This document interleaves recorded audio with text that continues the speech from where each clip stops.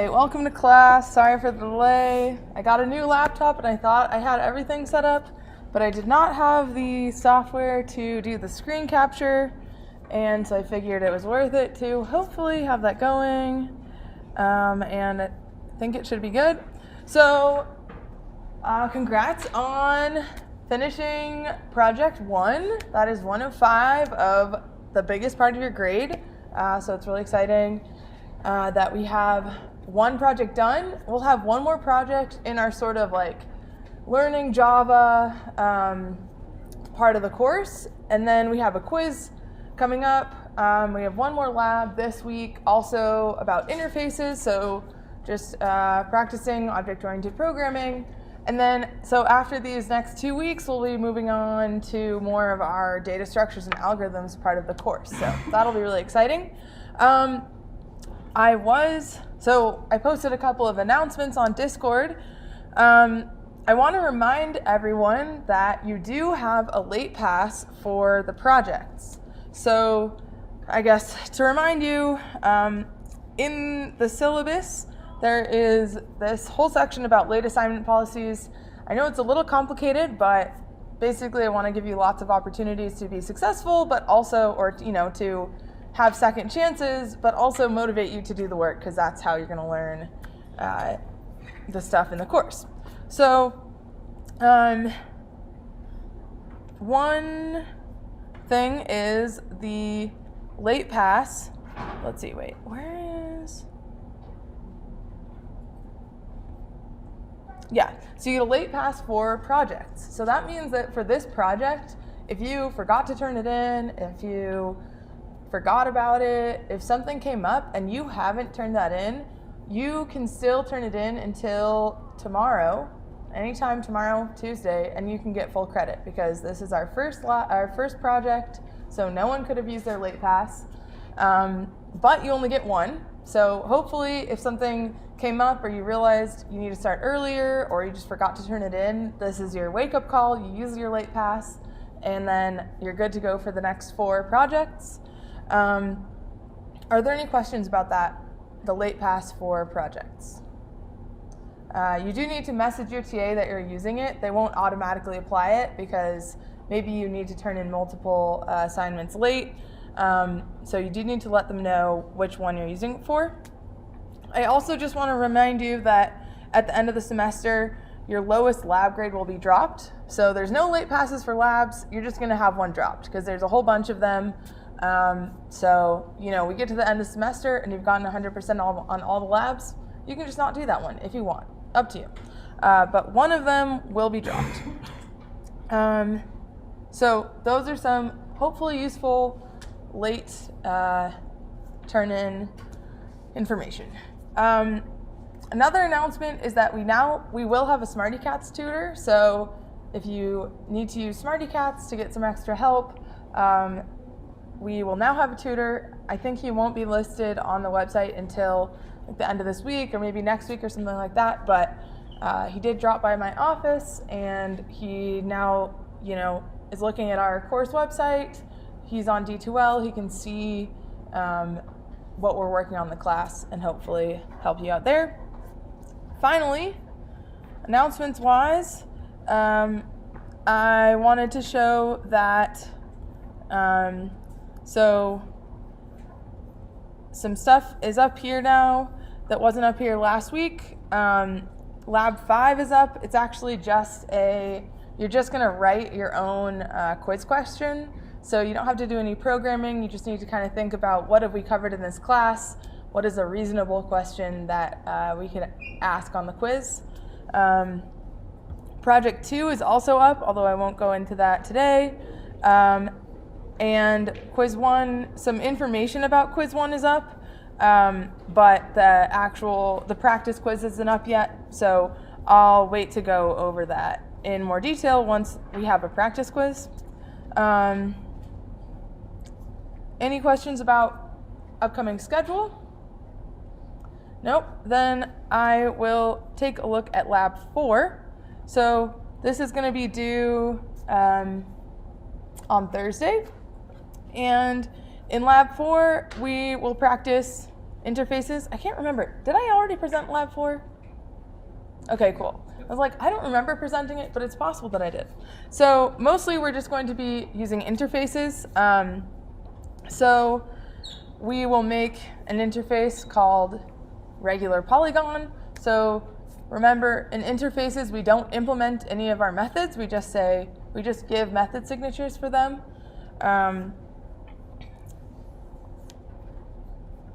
And so basically, your regular polygon class, or interface, excuse me, not a class, it's an interface.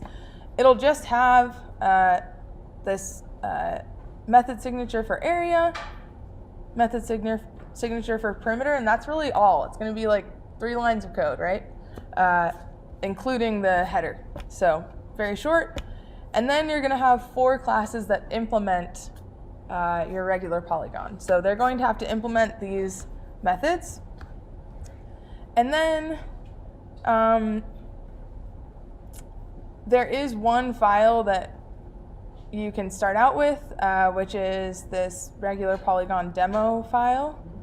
And so at the beginning, there's some code that's not going to work because you haven't implemented anything yet, but once you do the assignment, then this should work. And you will actually need to add a little bit of code here as well.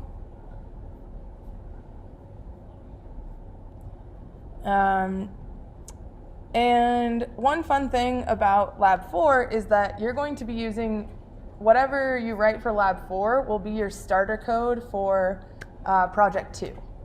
So this will be a start for you onto Project 2. So you'll definitely want to make sure that you're able to do this, this lab. Okay, great. So I think we're ready for this week. We got Lab 4. And then today, I wanted to start with command line arguments. So command line arguments it's a way that we can pass information into our program as we, right when we run it. So we've gotten input from the user using the scanner, but we can also pass in command line arguments rather than having it being interactive. And so this kind of completes our picture of our main methods, right? We've kind of, when we started the class, there were a lot of keywords in there, might not have made sense, but I'm going to grab this echo.java program and put it into Eclipse and hopefully give you some more sense of what I mean. So I'm making an echo class. Oh, I don't think I have, do I have a day 10? I do not have a day 10. So I'm going to make a day 10 package, and then I'm going to put in my echo class, and I'm going to just paste in this code that's on the website. And so yeah, when we started, 5 weeks ago, we started this class, and maybe we came in with some Python experience, which would have made this whole, a hello world program in Java has a whole lot more stuff than a hello world program in Python. And I think at this point, we actually have covered everything. We've covered enough that we can understand that hello world program. So if this was just my hello world, we actually know, what does public mean? What is a class? We know what does static mean? What does this void mean? And I think the last, and main is just a name of a method. And the last thing that we haven't covered is what is this input to our main function, our main method. And so can anyone tell me just looking at this, something about this? I see a hand, so Yeah, you got an array of different things, all types of string. Yeah. You're calling it args. Exactly. So yeah, we can interpret this. We know that this is an array of strings, and it's a variable that we've called args. And so this is where our command line arguments are going to be stored. So what does that tell us about how we are going to interpret command line arguments? Like how Java is gonna interpret them? Yeah. They're going to be interpreted as strings. Yeah, they're all going to be interpreted as strings. And so if we want to work with them as integers or doubles or any other type, we're going to have to do some work, write some code to parse those into the forms that we want. But for today, just so that we know how to use command line arguments, we're actually not going to worry about that too much. So first, I wanted to show you, I'll delete my hello world. I want to show you how we can pass command line arguments in Eclipse. And I imagine that other IDEs have similar workflows, although I'm happy to help if you come up after class and you're having any trouble with this with your own different IDE. But so in Eclipse, and I have this on the web page, what we have to do is we have to change the run configuration for that we're going to run this with. So one way that we can do it is on my Mac, I will go to the Run menu, and then I'm going to select Run Configurations, and then I'm going to edit this Arguments tab. And I know that Eclipse just makes everything really small. So this is about as big as I can get it for you. So I'm going to go Run Configurations, and then there's a tab that says Arguments, and I'm going to write, well, I wrote Happy Friday last Friday, but I'm going to write Happy Monday today. And now if I run this, oops, something is happening, which is not ideal. Oh. Well.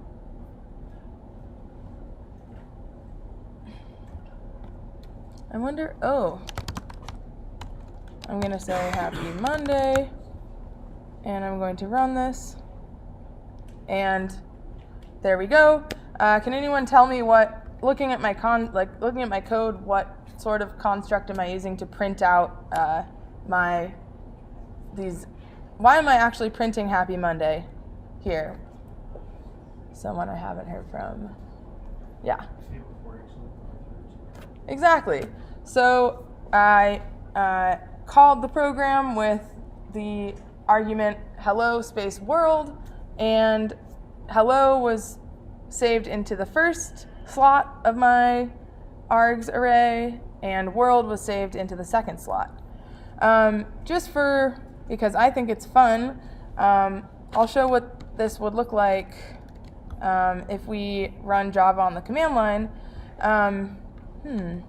And I realized, did I put this on I prepped this on Friday and I haven't looked at it. Oh yeah. So if we run this from the command line, and it's possible that this won't work for you right now, but I can help you get it working later. Oh, and I haven't even tried it on this laptop, so this is exciting. Probably won't work. Darn. So I am navigating to where these binary files are. So if you remember, Java is compiled into binary files and those are what Java actually runs. So I am navigating to where this binary is located. It's actually in day 10. Well, so this is how I would run a compiled Java file. My guess is that I don't actually have Java set up on this laptop.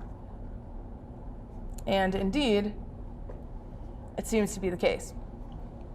But, and I won't worry about troubleshooting this now, but what I would do if I wanted to run this from the command line, I'm going to make this even bigger, is right now I'm not passing any argument here. But if I say Happy Friday, then this is exactly what I have done. If I go to my run configurations, and then I pass in the argument through my IDE.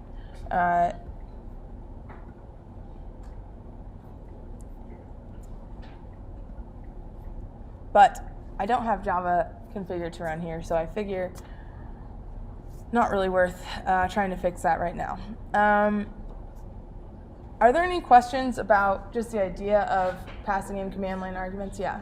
So does this argument only apply to the class Echo, or does this apply to all around just your Java application? So any Java program that I write, when it's run, it could be run with command line arguments. So we have been running our programs without command line arguments. So we get, this array has just been empty, and even if it was run with something, we weren't doing anything with that. But now we just know how we can actually access those arguments. Can anyone think of any reason why I would want to run a program with arguments? With command line arguments? Yeah. Maybe because you want it to do something else or open up another program or something. Basically, you can tell your operating system to do something else when you actually run your program for the first time. Yeah, like when I run it for the first time, maybe I want it to do something special.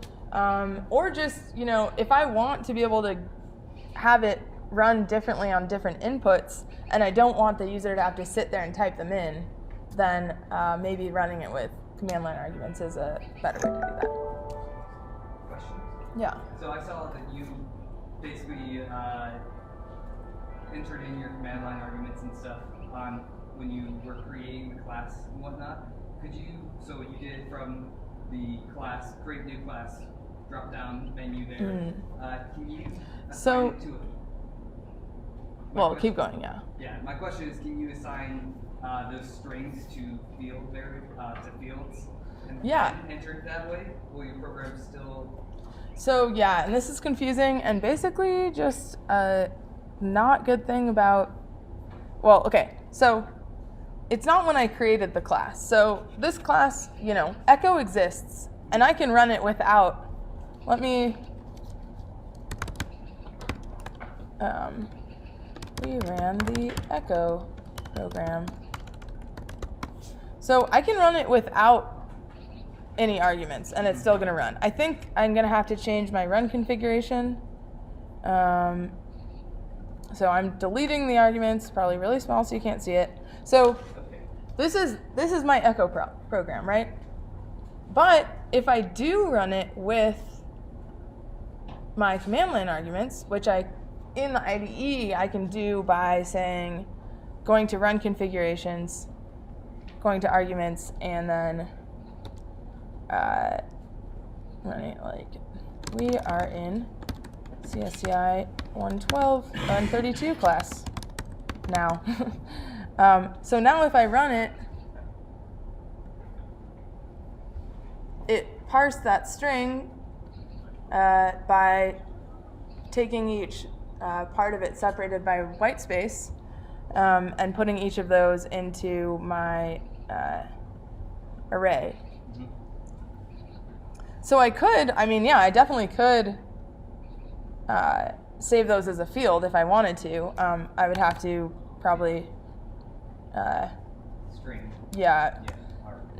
I could have like a public string first arg, right? And then I could say first arg gets, if I want it to be the first one, it's whatever args is at 0. It's probably telling me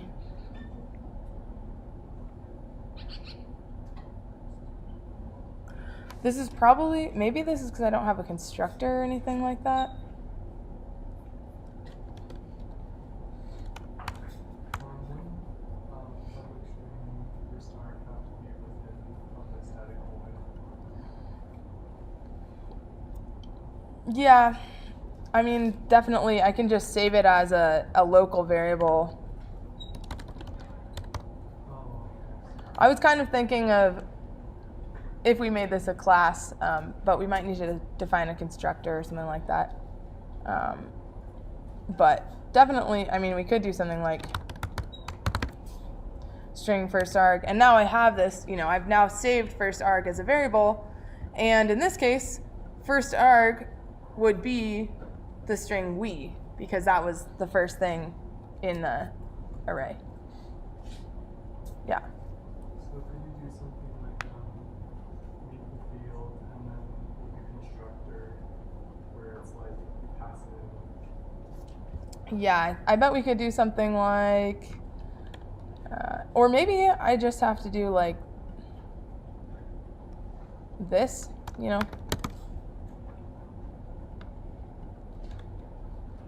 Oh, yeah, it's because there's no instance. That's probably why it wanted me to make it static.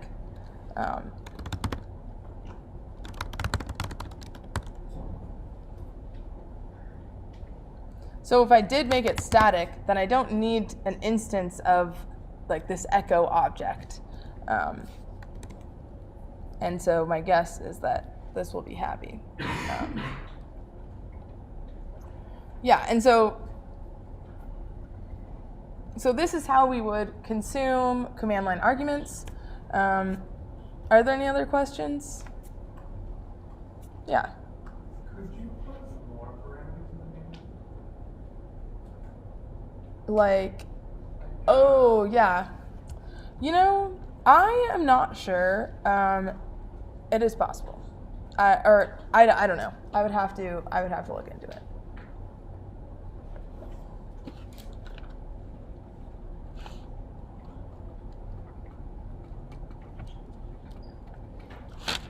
Okay, so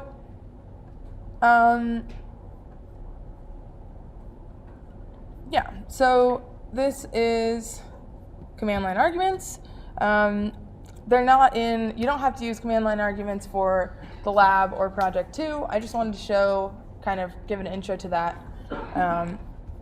So now, the last thing I wanted to do today is cover an example program from the book, which is this progression class. So the idea here is that we want to write a program, general program, where we can represent these, what I would call sequences, generally sequences, integer sequences. So for example, just the sequence 0, 1, 2, 3, 4, 5, 6, 7, like endlessly going on forever. Or, another one, the Fibonacci sequence, where we have 1 and 1, and then we always add, to generate the next one, we add the previous 2. So 1 plus 1 is 2, 1 plus 2 is 3, 3 plus 2 is 5, etc. And so we want to make classes that can represent these sequences, and we want to write really clean code where we're not rewriting anything, we're really reusing our code. And yet we can still represent we can represent many different sequences of this form. So the parent class in this case is just called progression, and it has 3 subclasses in the book, and that I have code written for you that you can reference from this webpage. And so all 3 of the types of progressions that we implement as subclasses, we have arithmetic progressions, geometric progressions, and Fibonacci progressions. And basically, with actually not that much code between all of these, we can represent a lot of different integer sequences. And so let's just grab our progression class, and we are going to hop over to Eclipse and take a look at that. So I'm making a progression class in my day 11. Oh, actually, well, I guess we'll just take a look at it. Yeah. I'm making this in my day 11 package. I'm going to close my echo. Oh, what? Oh, I didn't copy it in. So, all right, what do we have going on in here? So, we have a field called current, which represents, oh, I didn't get my comments in here, did I?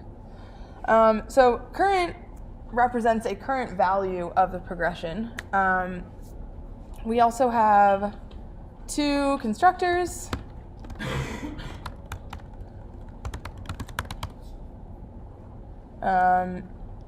And you can see that this first constructor, as a first example of sort of nicely reusing our code, if we don't pass anything into a progression, then it should call its own constructor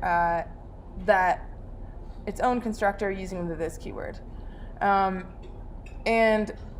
the sort of full constructor for a progression object takes in a start value. Also, does anybody know what this long data type is? Yeah, it's an integer that can be bigger than our regular int. So this is sort of hinting that these progressions could be used for we can go out very far with our progressions because we can hold really large integers. So long, you can just think of this as an integer. It is a primitive data type, like an int. Not a reference data type like a string or objects that we create. And so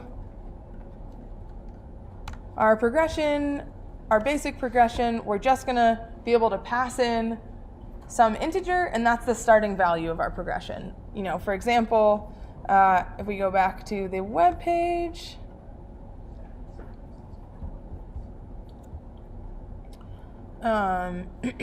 one example, we could start, if we pass in 0, that means that we're going to start our sequence at 0.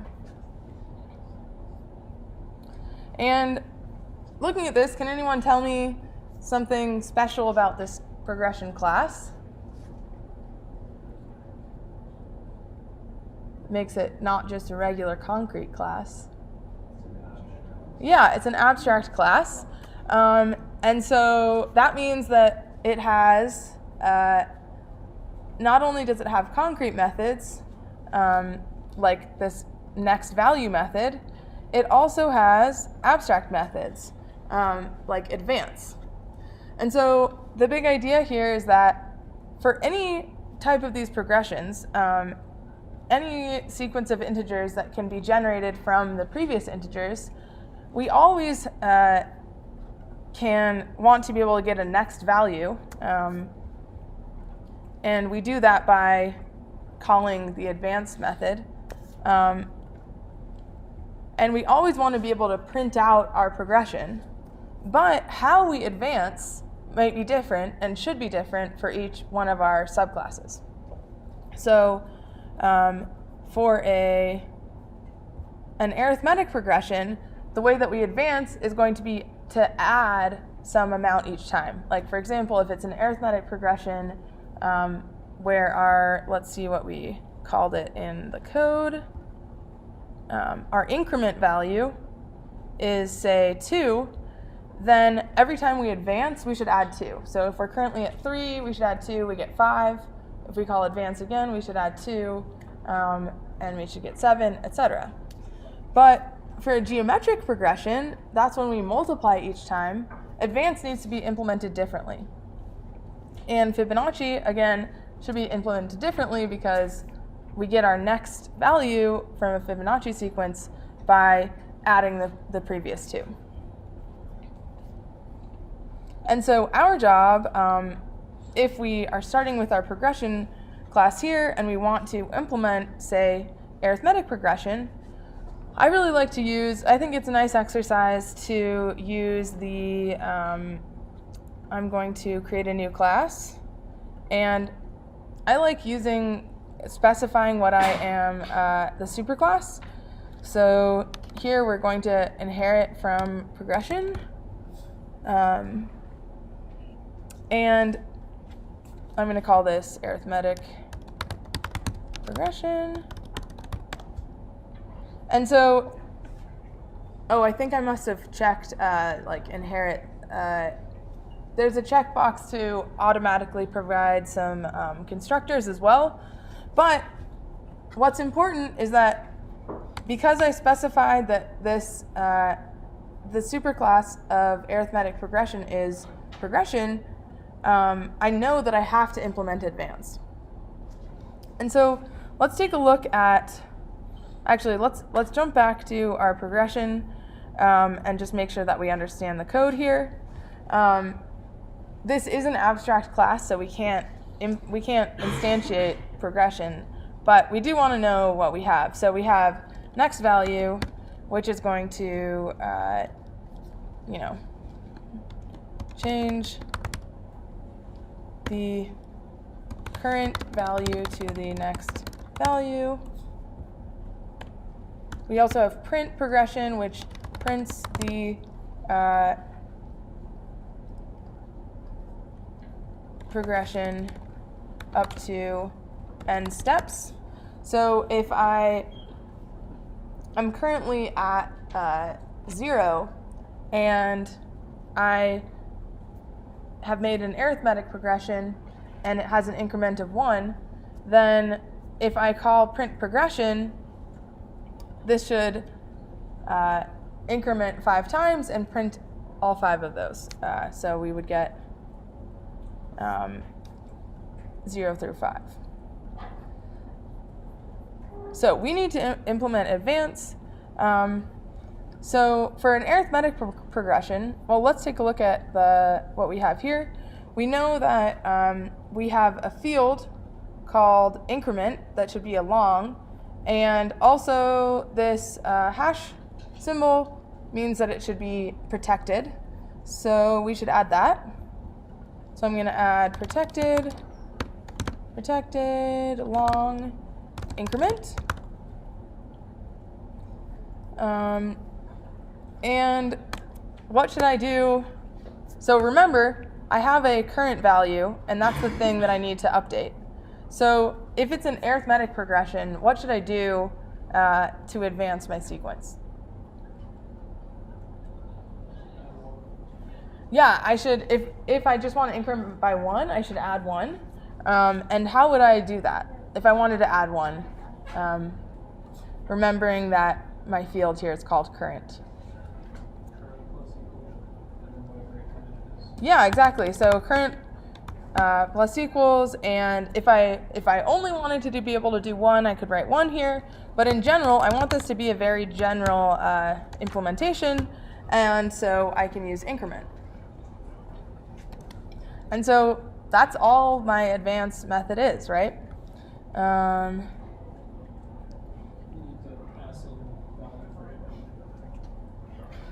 Well,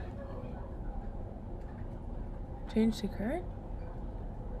No, because that's just going to add the current to the current.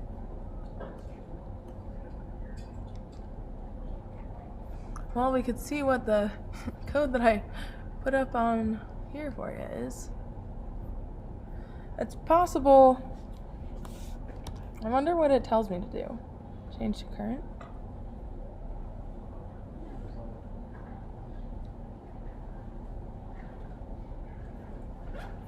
I feel like I should be able to access current because it's protected and I'm a subclass. But maybe let's try to add a constructor because we definitely need those.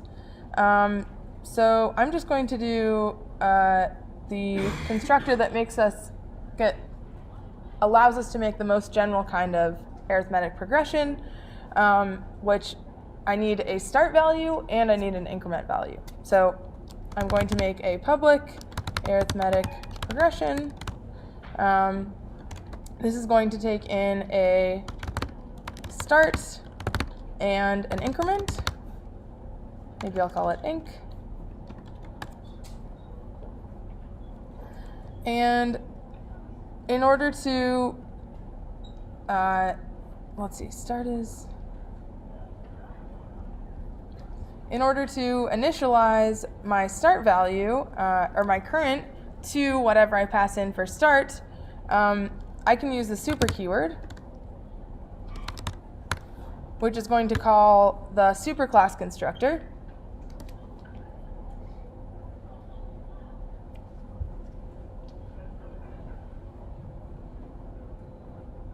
Progression of long? I should have a progression of long.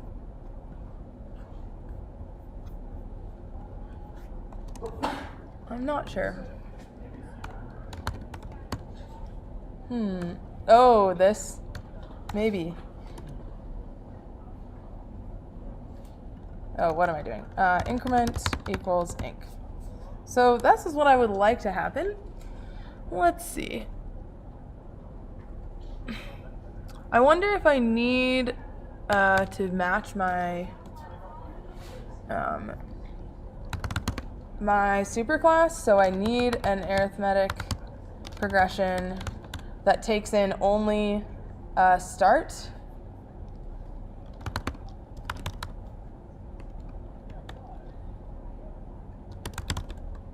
And in this case, I'd like to call my own constructor, and I would just like to have my default increment be 1. So I'm going to start at whatever I started with, and then I'm going to have a default increment of 1.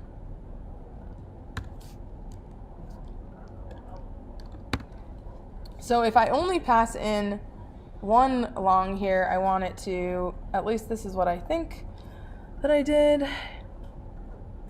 Oh, it called it step size. Okay, that makes sense.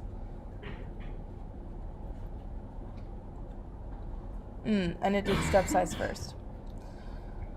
Okay, let's just go ahead and match. So we're going to actually pass in our step size first, and we're going to then pass in our start second. We'll call super on start, and we'll set our increment to whatever step size is. This is this constructor here.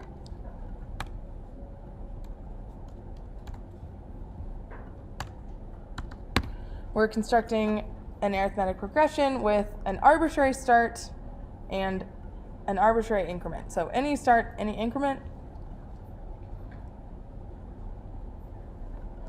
And here, if we only pass in one thing, let's see what the book did. What it should be is just a step size. So I'm going to pass in a step size, and then I'll have a default start. So I should call my own constructor with step size, and where do we want to start as a default?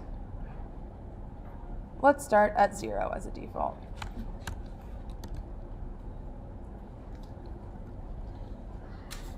And I'm going to copy over this comment just for my own reference.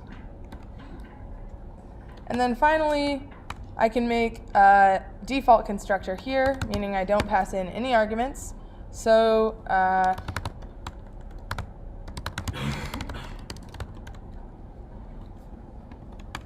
and in this case, again, I'm going to call my own constructor, and I'm going to have a default step size of 1 and a default start of 0. And I was really hoping that this would fix this issue. Step size start. Maybe Oh. I just hadn't saved my other one, so that was the issue. Okay, so now we have, if I call this constructor, this basic constructor, this default constructor for an arithmetic progression, can anyone tell me what the progression is going to look like if I call this default? Yeah. It's gonna count down. It's an interesting idea. Why would you think that it would count down? Going 1 to 0, so it's going down. Oh yeah, this is a little confusing, and I'm just following the book. You're right that there is this the fact that these are both longs. Like I could mix them up, but I am intending. So my step size is 1, and I'm starting at 0. Yeah. So you just be incrementing by 1 each time. Yeah, so this basically is defining the default arithmetic progression to be 0, 1, 2, 3. But you're right that if I miss these up, if I went if instead I was calling this of 0, 1, that would be kind of weird. I guess I would be doing step size of 0 and starting at 1. So can anyone tell me what, if I did this instead, so what would that one be? Yeah, it's 1 forever because I've said increment by 0 and 1 forever. But so we can actually make that. I'm going to delete this. But let's make ourselves a little demo here. I'm going to make a progression demo. I'm going to have it make me a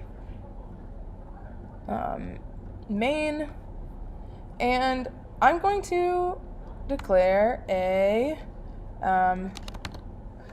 arithmetic progression. I'm going to call it prog, and I'm going to make it a new arithmetic progression. And yeah, let's test that. We're thinking if we pass in 0, 1, it's just going to be 1s forever. So I'm going to try that, 0, 1. Let's scooch this over so we got some more space. And then, since I'm inheriting from my superclass, I already have all the methods from that superclass, including print progression. So that's very convenient. Let's call print progression, and let's just do 10 of these. That means we're gonna go out 10 and print them all out. And let's save this and run it. And indeed, our hypothesis is correct. If we put in a step size of 0 and we start at 1, we're just going to be 1s forever. Same if we started from 2, it would be 2s forever.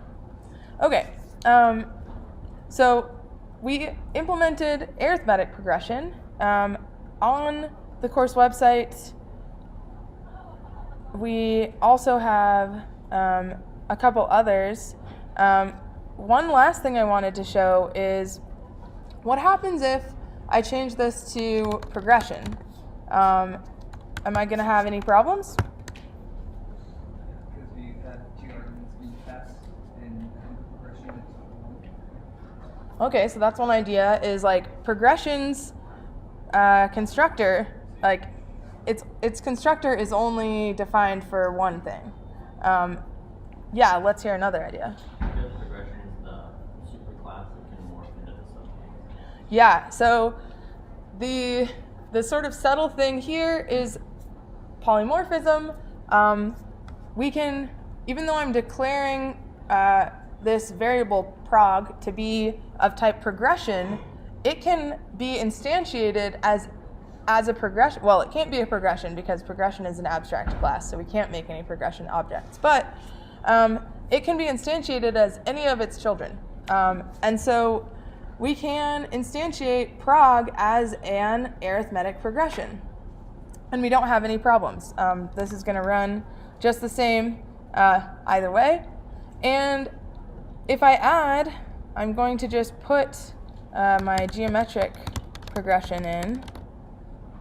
And I'm going to paste the code from the website. So if I add this in, okay, I think I'm good.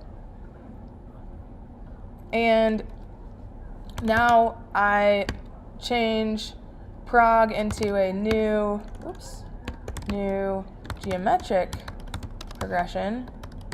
And let's say I want to have this is going to be powers of 2. So this is my sort of base and my exponent, and this is where I'm starting. And then I'm going to print it out. Again, I'm going to go out to 10 times. I can do this. And so, again, we're seeing polymorphism in action. Prog was able to be an arithmetic progression, and then now it's able to be a geometric progression because those are both subclasses of progression. And I would get, if I tried to make this, so if I declare prog to be of type arithmetic progression, I'm good. I mean, that's what we had before. I'm good until this point, but I'm going to get an error as soon as I start trying to make, if I try to make prog, which is an arithmetic progression, into a geometric progression. So take a look at this progression code. You can also take a look at these additional exercises if you want more practice. And I will see you all on Wednesday.